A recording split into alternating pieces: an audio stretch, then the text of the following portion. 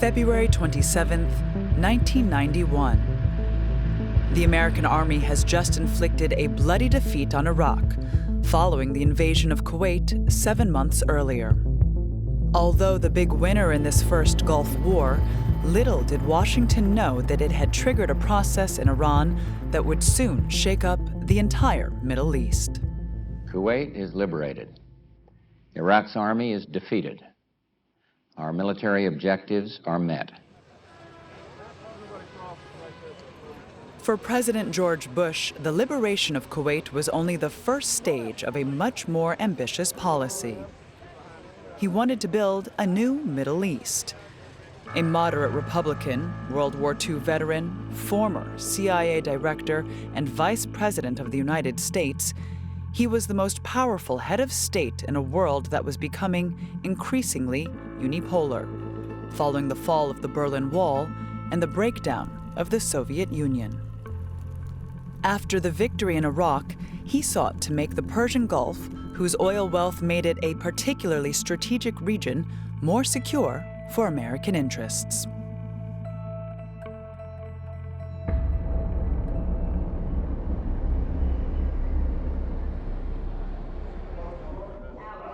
But to achieve his goal, Bush first needed to resolve the Israeli-Palestinian conflict threatening the stability of the entire Middle East. The process was launched with a peace conference in Madrid. Madrid was designed to break the taboo on direct Arab-Israeli talks. That's what it was designed to do.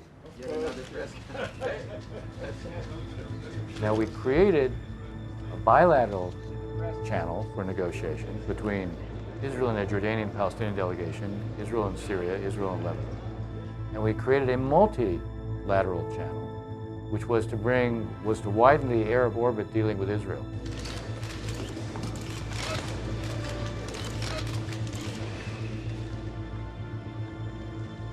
In his efforts to impose his Pax Americana on the Gulf, President Bush invited anyone with any potential influence on the Arab-Israeli conflict.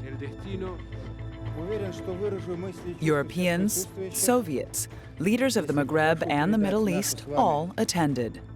Only one country was missing: the Islamic Republic of Iran. The visceral answer for why Iran was not invited is the hangover from the hostage taking. It's still with us today. Hatred of Iran for the 1979 hostage taking. That is behind U.S. policy today more than anybody thinks or believes. It's a part of every moment of every thought about Iran. At the time, consideration was given to making the conference as universal as possible, but I can't recall that any thought was given to inviting the Iranians. The United States was the sole superpower, the big Satan, and the conference was going to involve making peace with the little Satan, with Israel. So I think Iran was implacably opposed to the very idea of the conference, and it had really nothing to do with the fact that there was no effort to involve them in the conference. In Tehran, the new Iranian leaders did not accept their country being outlawed. Since Khomeini's death in 1989, two figures in the Islamic Revolution had ruled the country. Ayatollah Ali Khamenei was the new supreme leader. A loyal follower of his predecessor, he was unbending in his refusal to compromise. Hashemi Rafsanjani was president of the Republic. A very wealthy businessman, he too was very close to the former supreme leader. He was a pragmatist and a realist. Both opted for benevolent neutrality towards the Americans during the Gulf War. The Iranians did help the United States against Saddam Hussein. In that war, they opened up a channel of communication. They allowed the U.S. to use Iranian airspace. The Iranians did this as a way of quietly supporting the United States.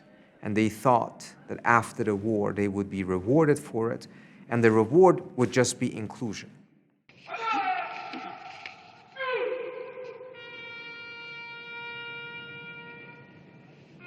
Most importantly, the bankrupt and devastated Islamic Republic desperately needed to emerge from its isolation.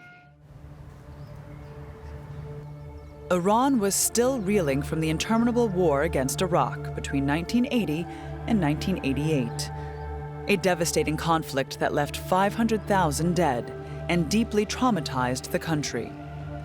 The regime almost collapsed. Moving forward, as well as protecting its borders, Iran desperately needed to modernize. Rafsanjani's priority was rebuilding, because he thought, and I think he was right, that the most important thing is rebuilding the ravaged economy. So he began normalizing relations with anyone who he could. He began talking about normalizing relations even with the United States. That time there were two schools of thought in Iran. One was saying, don't trust Americans. They are cheating, they are lying, and they would deceive you. And the other, like Rafsanjani himself said, we are not going to lose anything. We would show our goodwill. If they don't, then everybody in this country and beyond, they would know Americans are the guilty part, not the Iranians. For Iranian leaders, the Madrid conference was proof that the Americans were in no way seeking a thaw in relations. Would this Pax Americana based on Arab-Israeli reconciliation be turned against them and their interests? I think a conclusion they may have drawn from the failure to be included in Madrid is not just that they may not be able to trust the US. I don't think they had much trust to begin with. I think it's a conclusion that they drew that if they're not problematic enough, they will be ignored. If they have the power to be able to show that they can create problems, then the US would have to deal with them. خیال نکنن قدرت‌های فراملیتی یا تبعشون در این منطقه که می‌شود ایران را ناامن کرد و منطقه را برای دیگران امن نگه داشت. نخیر، این خواب و خیالی بیش نیست.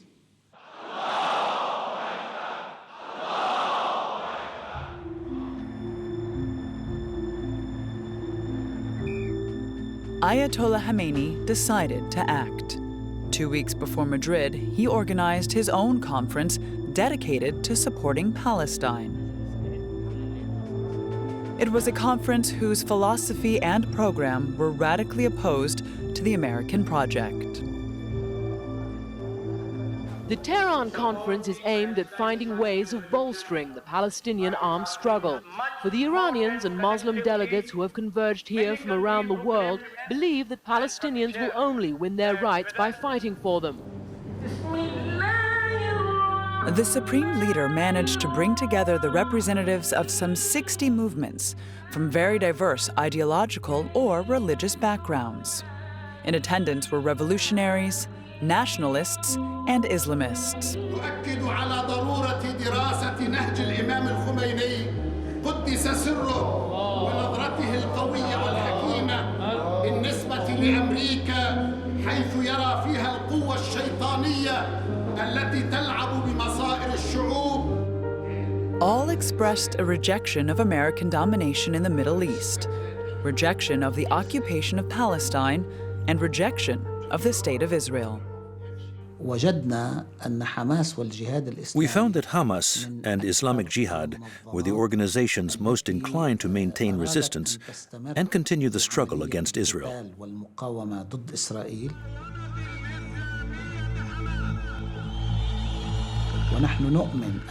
We knew that the liberation of Palestine could only be achieved through resistance. Negotiations or compromises would not lead to liberation, rather to the confiscation of a large part of Palestinian land. So we began to support Hamas and Islamic Jihad.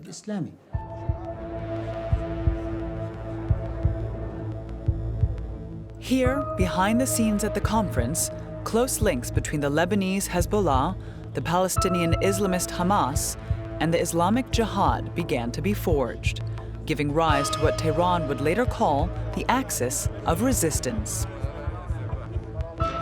This axis very quickly became a target for the United States and Israel.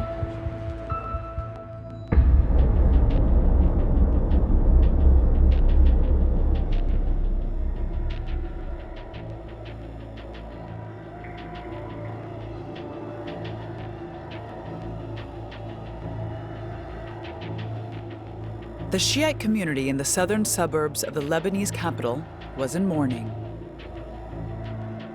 At least 50,000 were there to mourn the death of their leader.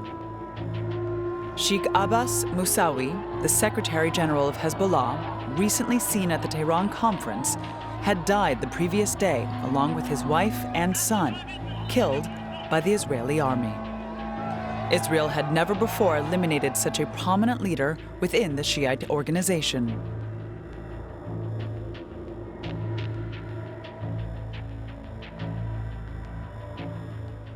There's no question that our capacity to defend ourselves and their capacity to attack us have changed dramatically. We will be able to defend ourselves better. They will be able to hit us not as effectively because the organizing brain has been removed. What happened? In early 1992, faced with the kidnapping of its soldiers in southern Lebanon, Israel decided to seize key members of Hezbollah to carry out a prisoner swap. Sheikh Musawi was a prime target. On February 16th, military intelligence was informed that the Shiite leader was about to drive to a village in southern Lebanon to attend a ceremony. They decided to have him followed by surveillance drones. He was on his way to the village. We had all the information. So we knew exactly how many cars he was traveling with, the distance between each car, and who was with him. On this February 16th, early in the afternoon, Musawi arrived as scheduled at the ceremony. But he had no idea that his every move was being closely monitored in real time by the Israeli services. We knew we had high-level information, which would allow us to strike at our objective, Musawi. There was no need to wait 3 or 4 months, and I said as much to the Chief of Staff. Rather than kidnapping Musawi, Yuri Sagi advocated eliminating him. Another opportunity was unlikely to arise for a long time. Now was the time to strike. A helicopter took off with orders to kill the Shiite leader as soon as he left the ceremony. Prime Minister Shamir was asleep. He slept in the afternoon, so he was out of the loop. 2 minutes beforehand, we told him we were going to kill someone. He asked, "Is he a bastard?" "Yeah, he's a little bastard." "Well, that's fine then." Shortly before 4 p.m., Musawi's Mercedes was engulfed in flames. The sheikh, his wife, and son were killed instantly. The Israeli army appeared to have gained the upper hand over Hezbollah.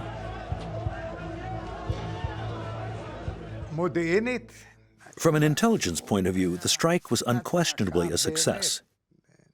But from a strategic point of view, it was a disaster. Taking a decision like that, there is no word for it. It's actually quite pathetic. Before his elimination, there was no discussion about whether or not we should do it, and what the consequences might be.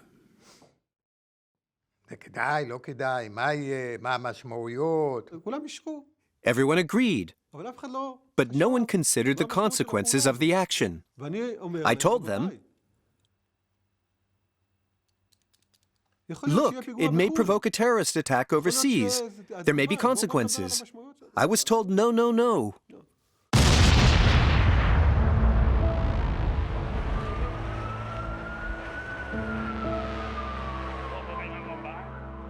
A month later, on March 17, 1992, a car bomb exploded in the front of the Israeli embassy in Argentina.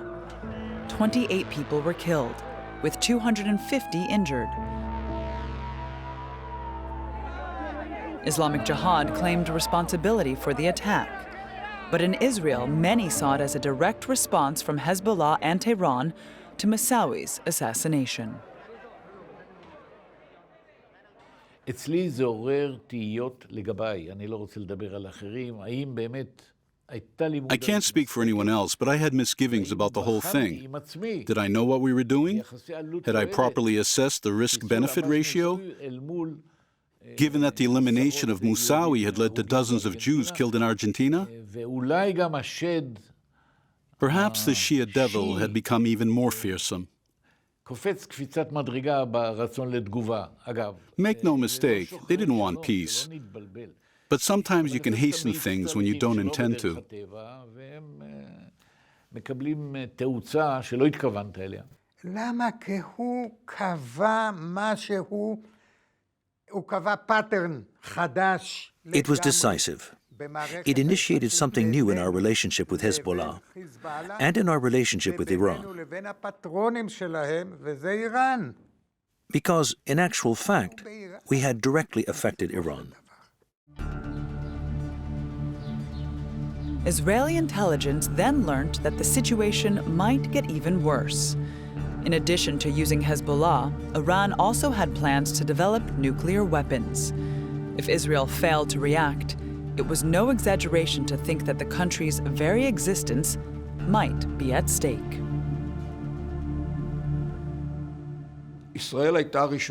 Israel was first, in the 1990s, to discover that Iran was planning to develop nuclear weapons. It was all taking shape at that time, and we were the first to pick up on it. It took American intelligence another 2 years, even though we had evidence. Then the Europeans realized it, but only in the 2000s. One man was determined to thwart this threat, the new Israeli Prime Minister Yitzhak Rabin. When he came to power in June 1992, a few weeks after the attack in Argentina, he was already part of Israel's history. Born in British Mandate Palestine, Rabin was a veteran of the War of Independence in 1948. Later becoming a general, he was the great winner of the Six-Day War in June 1967, which gave the Israelis control over East Jerusalem, the West Bank, Gaza, and the Golan Heights. Faced with the prospect of an Iranian bomb, Rabin implemented a strategic revolution. Israel had to reach an understanding with the Palestinians. If the Palestinians kept quiet, it would be easier for Israel to protect itself from Iran. He realized that to tackle the situation, he had to significantly reduce the level of instability and violence in the region. That called for an Israeli-Palestinian initiative.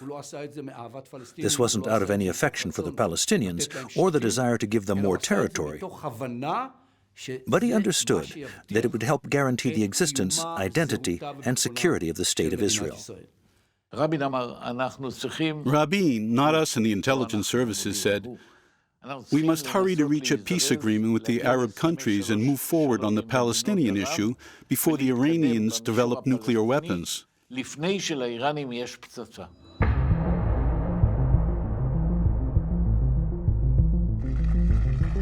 It was a historic and enduring image.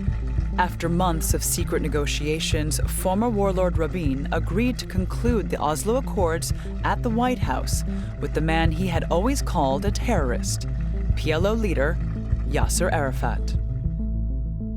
For the first time since the creation of the State of Israel, a genuine peace process was beginning between the Israelis and Palestinians.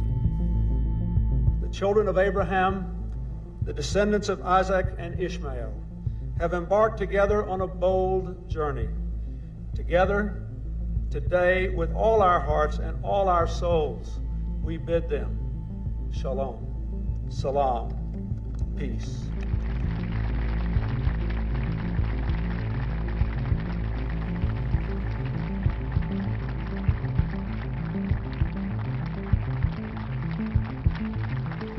As he shook hands with Arafat, Rabin was also thinking of Iran, the country he would be able to better protect himself from now that peace with the Palestinians had become possible.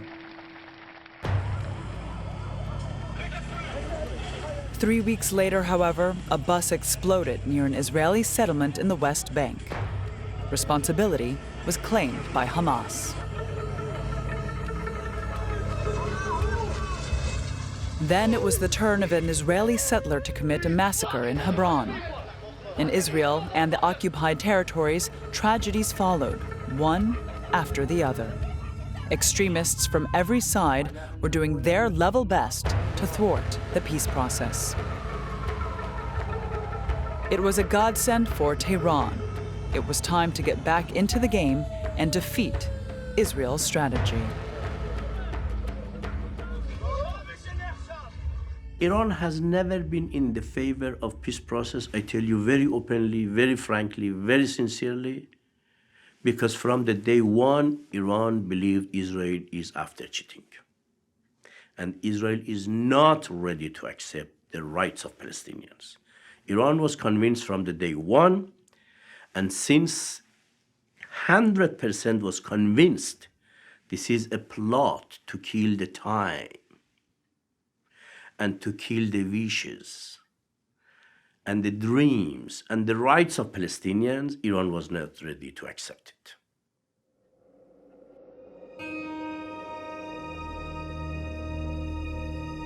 Above all, for Khamenei, the success of the Oslo Accords signaled the victory of a regional order dominated by the United States and Israel that had finally rid itself of the Palestinian question.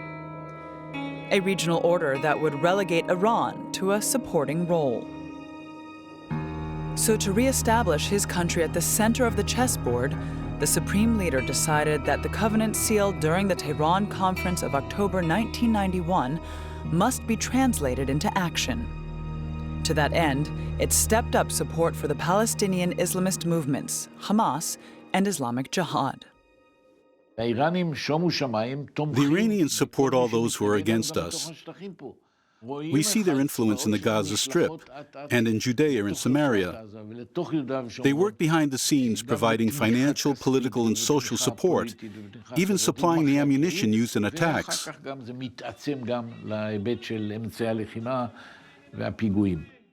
We knew at critical moments in the Oslo process, the Iranians were encouraging, pushing, rewarding, incentivizing acts of bombings against the Israelis.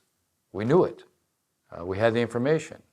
We had information where they were promising Hamas and Islamic Jihad, if they would kill this many Israelis, they would get so much money. If they would kill twice as many, they would get even more money. Iran is responsible, with the other extreme Islamic groups, for the setup of international terror. And in addition, Iran tries to build military capability, conventional and non-conventional. The specter of an Iran armed with weapons of mass destruction and the missiles to deliver them haunts not only Israel, but the entire Middle East, and ultimately all the rest of us as well. The United States, and I believe all the Western nations, have an overriding interest in containing the threat posed by Iran.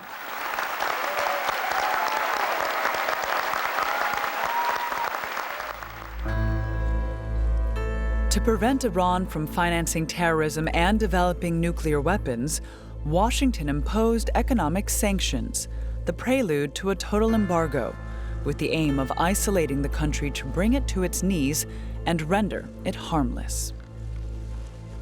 Thank you all very much. However, it would not be Tehran behind the tragedy that was soon to strike at the very heart of the United States.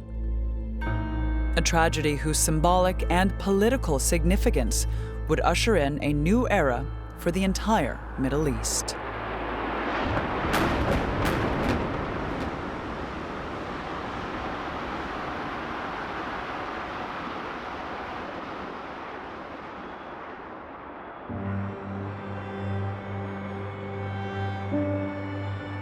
It was the most deadly and spectacular attack in the history of terrorism.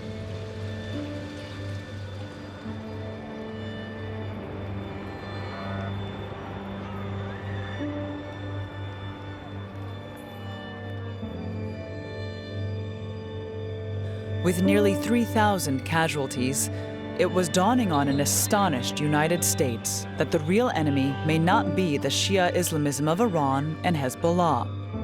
Rather, the Sunni radicalism embodied by al-Qaeda and its Saudi leader, Osama bin Laden. President George W. Bush, elected the previous year, had no choice but to react. We will not only deal with those who dare attack America, we will deal with those who harbor them and feed them and house them. Make no mistake about it. Underneath our tears is the strong determination of America to win this war. And we will win it.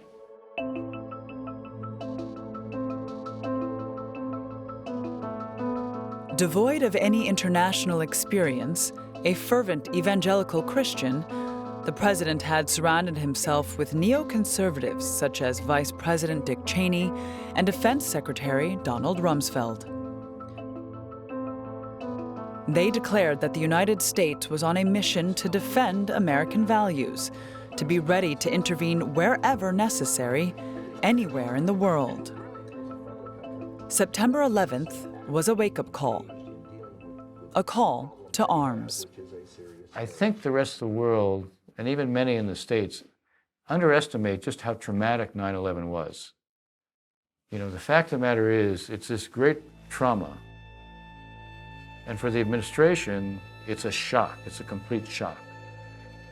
And the effect of the shock is to think, if this could happen, what else could happen? After 9/11, Bush acquires he finds his voice, he finds his mission, he has a built-in sense of confidence as a result. He knows why he's president. The president fixed an objective to overthrow the Taliban regime in Afghanistan that for many years had hosted, supported, and funded al-Qaeda.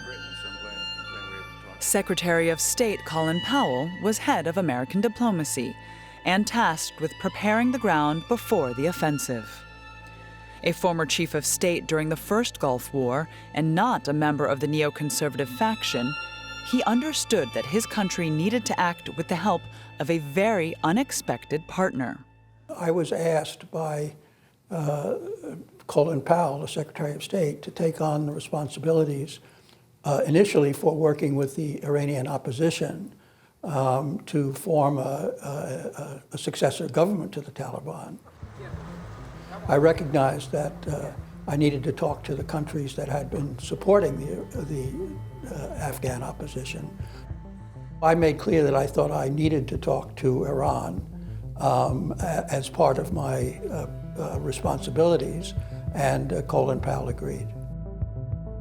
Iran, seeking help from Tehran, sworn enemy of the United States,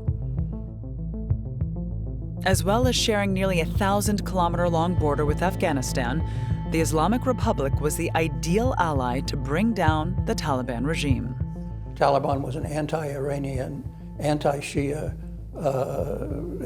extremist group. It had victimized the Hazara, the Shia minority in Afghanistan.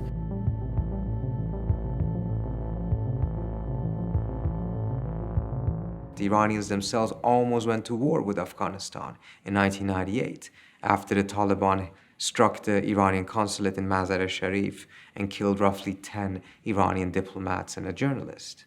So the Iranians have deep animosity and enmity with the Taliban. There was a coincidence of interest. It wasn't that they needed anything more to cooperate. They were cooperating for the obvious reason that we had a similar set of objectives.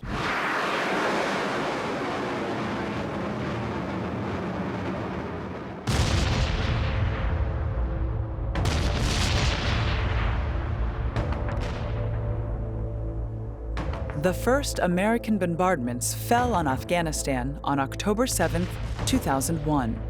Operation Enduring Freedom had just begun.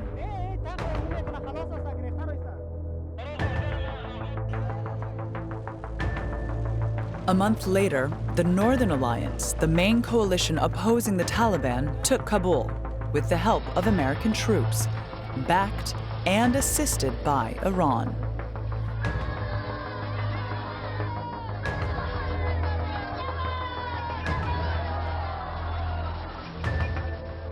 The US entered Afghanistan only because of Iranian Revolutionary Guard support, because all Northern Alliance groups, they were working with Iranian Revolutionary Guard.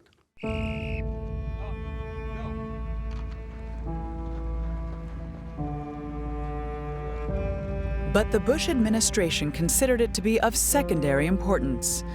For them, the defeat of the Taliban was, first and foremost, a demonstration of US military might.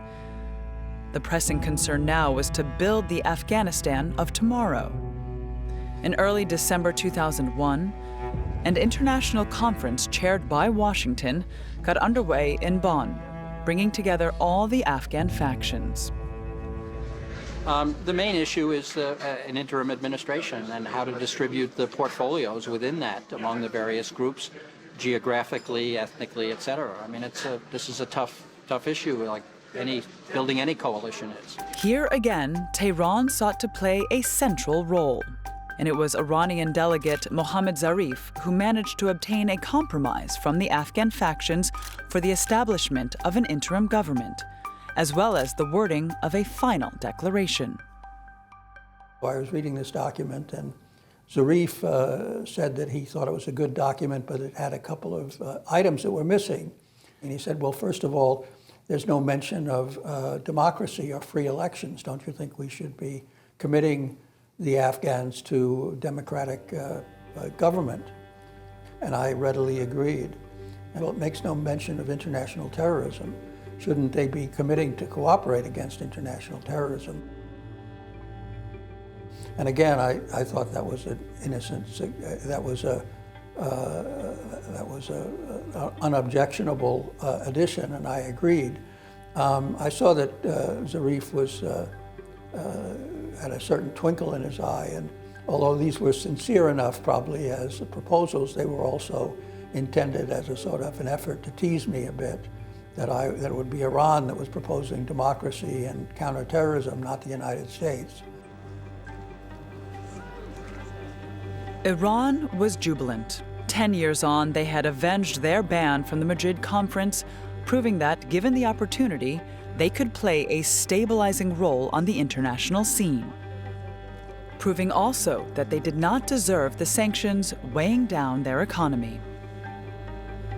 The Iranians told me they were interested in a broader dialogue. I said I wasn't authorized to talk about anything but Afghanistan, but that I would pass their interest along. The message went nowhere. In post-9/11 America, the advantage was firmly with the neoconservatives. That is to say, Vice President Cheney and Defense Secretary Rumsfeld, for whom the collaboration with Iran was only a tactical and thus temporary arrangement. Dick Cheney and Donald Rumsfeld took over the process. Every time Iran would be a policy agenda item on the National Security Council's list, Dick Cheney would make sure it came off. So by making the system dysfunctional and by not having a discussion on Iran, there never was. The decision was by default, we don't talk to evil, which is what Dick Cheney said. Mr. Speaker, the President of the United States. The devil then was Iran, but it was also North Korea, and especially Saddam Hussein's Iraq.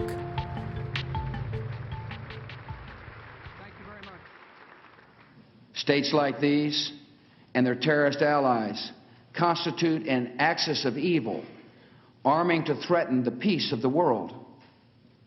By seeking weapons of mass destruction, these regimes pose a grave and growing danger.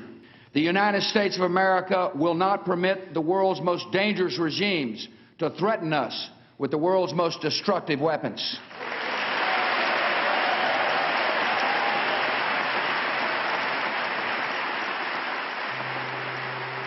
With his Axis of Evil speech, Bush definitively closed the door on any rapprochement with Iran. Here then was the new foreign policy he intended to impose on the Middle East. The war on terror was the new mantra. The aim was to remove by force any regime that was not supportive in order to replace it with a government that could be relied upon. There's an irony here. Terror is an instrument. It's a means. It's not an ideology. There may be an ideology that employs terror, and maybe you have to have a war on that ideology, but a war on terror doesn't make sense. The administration, I think, rationalized that by saying it's a war on those who support terror. And so we will not, Bush said, we will not draw a distinction between those who carry out acts of terror and those who in some way provide a kind of sanctuary for it. Starting with Iraq, moving on to Syria, moving on to Iran, maybe Lebanon, maybe Egypt, the whole region needed to be in turmoil, because if it were in turmoil, Persians, Arabs, whatever, then it could not coalesce, it could not unify and attack Israel.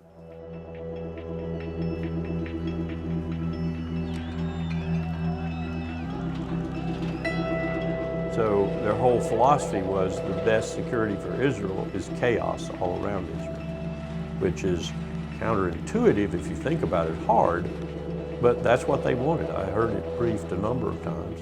They wanted chaos.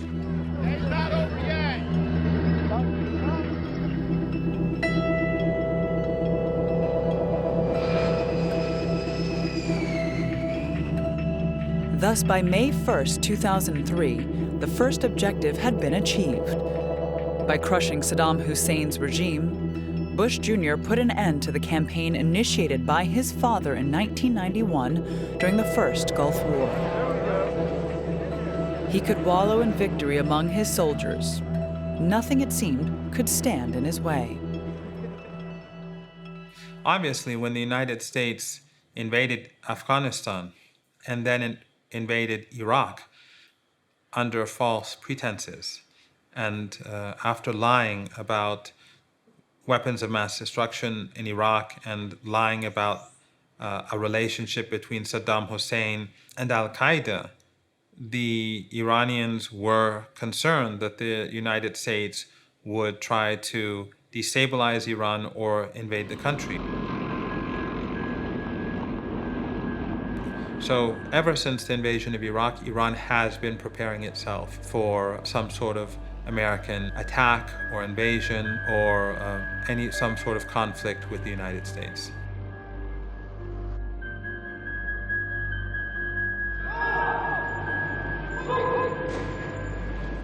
Three days after the American victory in Iraq, Tehran took a staggering initiative. An initiative with the potential to change everything in the Middle East. At the State Department in Washington, a fax arrived via an intermediary, Tim Goldeman, the Swiss ambassador in Tehran. He had been representing the interests of the United States in Iran since the closure of their embassy in 1979. The document seemed barely credible. It proposed talks on the links with Hamas and Islamic Jihad, the disarmament of Hezbollah, and weapons of mass destruction. In return, Iran sought the lifting of sanctions, recognition of its role in the region, and access to Western technologies, in particular, civilian nuclear power. Washington pondered the implications. Why would the supreme leader, until now so inflexible, suddenly support such a move? I think there were people in the Iranian system that had come to the conclusion that the small steps had not led to anything, and that the only way to break the deadlock was to do something big, comprehensive. And I've been spending a lot of time thinking about what that would be, had floated those ideas, had created some political readiness in Tehran for it. But at the State Department, where the collaboration with Iran on Afghanistan had been established, nobody was prepared to take the document transmitted by the Swiss diplomat seriously. I do remember that fax. It came to Secretary Powell and me, a copy, it's about the same time. We discussed it. Our general view at the time was the Swiss ambassador, who are protecting power in Tehran. The Swiss ambassador was known by us to be somewhat optimistic about the ability to resolve these problems.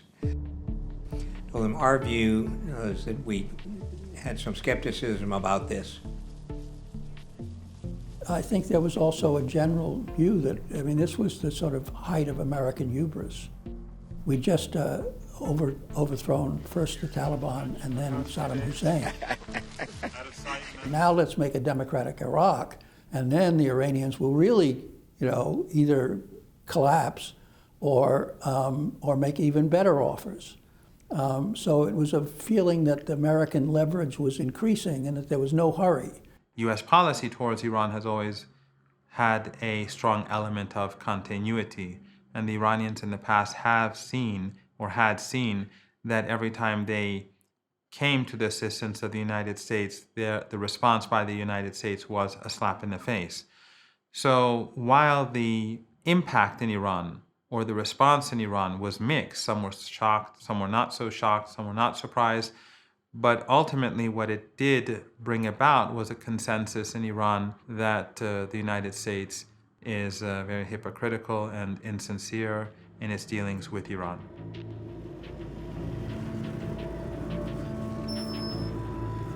After their exclusion from the Madrid conference and the discourse on the axis of evil, for Tehran, this new refusal to engage in dialogue was proof that Washington was still bent on effecting a change of regime in Iran.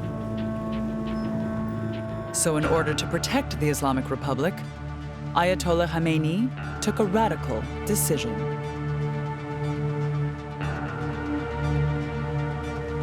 He decided to intensify and press ahead with the uranium enrichment program, and in doing so, acquire nuclear weapons as soon as possible.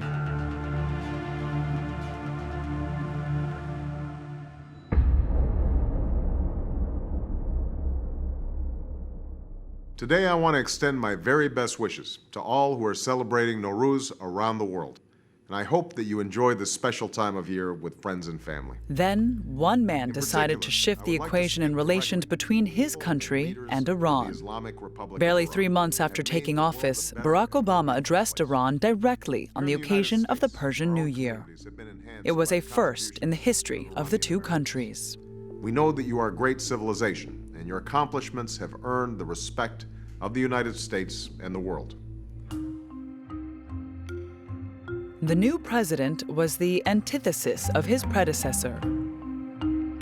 A staunch Democrat opposed to the invasion of Iraq in 2003, he believed in multilateralism and in the force of diplomacy to prevent Iran from acquiring nuclear weapons. He also believed that Israel should be prevented from ever attacking Tehran. If that happened, the entire Middle East would sink into chaos. It is clear, at least from the priority that the president gave to Iran, that he did feel this was a national security issue. He did feel that Iran with a nuclear bomb was a threat to the region, perhaps to Europe, to the US.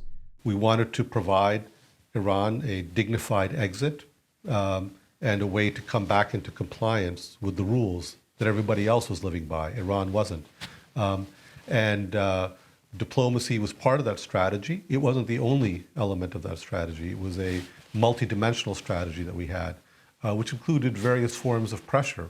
It included military planning. President Obama was also very clear from the beginning of his time in office that he was ready to use all tools at his disposal to prevent Iran from getting a nuclear weapon. He used this phrase often, all options are on the table. And what everybody knew that to mean was that he was willing to take military action if the situation required it to prevent Iran from getting a nuclear weapon. But Benjamin Netanyahu was skeptical about Obama's military option in the event of negotiations failing. In his eyes, the American president knew nothing about the Middle East, while he himself was an experienced leader.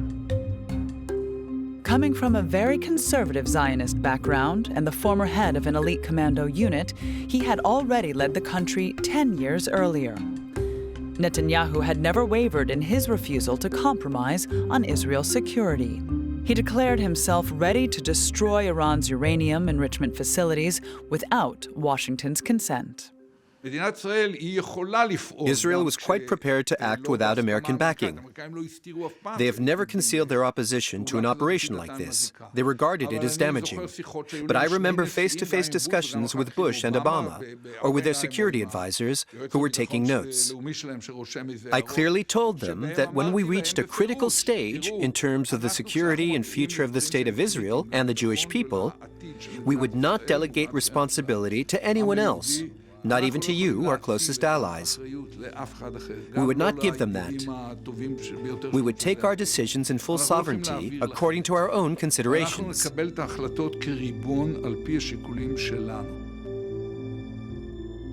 Netanyahu and Ehud Barak, then, military intervention was the only sure way to prevent Iran from acquiring the bomb.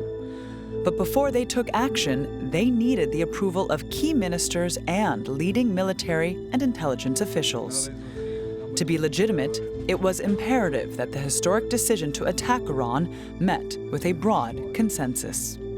I thought the military option was wrong, not because it was technically impossible, but because there was no American consensus. We didn't have their support.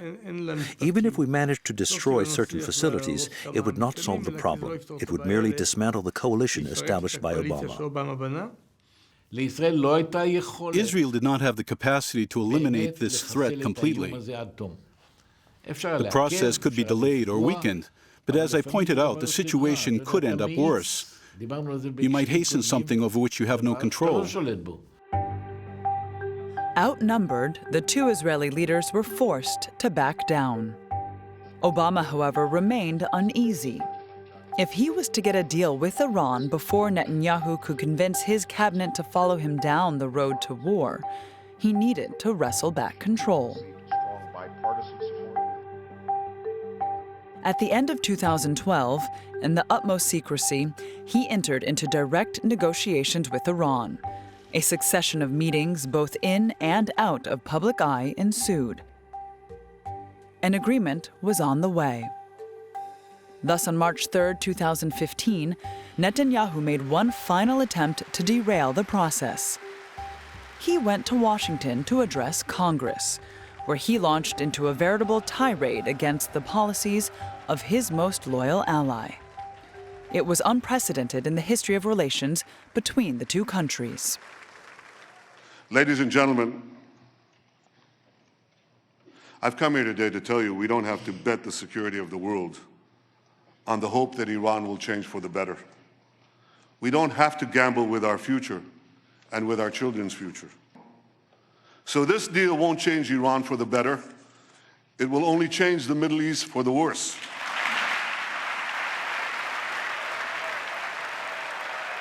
We were physically with the Iranians, and we watched the speech with members of the Iranian delegation. So I'm not saying that it was the focal point for days of discussions, but it was obviously a topic of conversation, which is Israel's opposition to the deal, the fact that Prime Minister Netanyahu has every right to criticize, to say it's the wrong thing. He could say it publicly. But to come to the center of American the political body and to speak out in this way, that was quite extraordinary. But the Israeli leader's maneuver proved to be futile, and his speech changed nothing.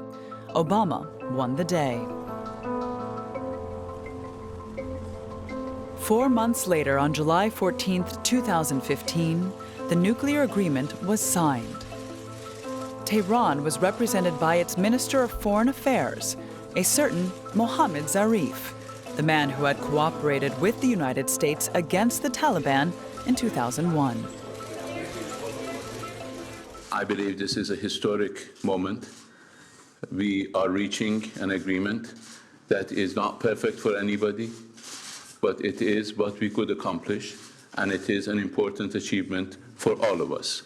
Today could have been the end of hope on this issue, but now we are starting a new chapter of hope.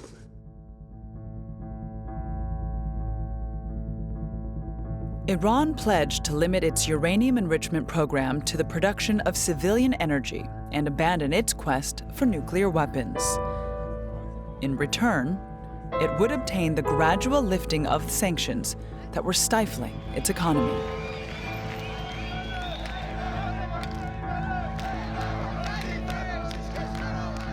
For the vast majority of Iranians, the agreement was a beacon of hope. Their country was finally ready to join the global community. For Netanyahu, it was a disaster. Strengthened and legitimized, the Islamic Republic was now inescapable in the Middle East. Israel was more isolated than ever. But this new dynamic between Iran and the United States would prove to be short-lived. If we do nothing, we know exactly what will happen. In just a short period of time, the world's leading state sponsor of terror will be on the cusp of acquiring the world's most dangerous weapons.